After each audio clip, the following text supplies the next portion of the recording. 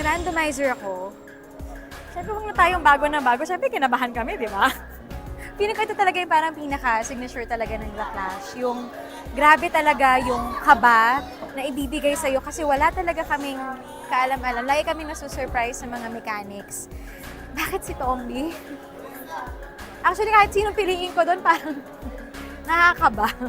Bakit si Tomby? Kasi, Cap! Siya kasi pinakilala ko. Siyempre kasi di ba batch namin. So parang siguro yung naging strategy ko na lang din. Though alam ko naman na wala namang magiging madali, pinili ko na lang din talaga yung somehow familiar ako with. But yeah, regardless kasi kahit sino piliin namin talaga dun sa batch na yon, lahat yun magaling eh. So, wala na ha, laban na lang talaga to guys. Yes? Yung performance ko, ang goal ko talaga is of course, yung maihatid ko talaga yung parang pinaka-message and essence talaga ng kanta ko.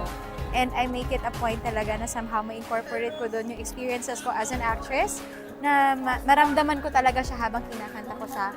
And happy naman ako dahil naramdaman ko naman talaga siya habang kinanta ko yung song ko.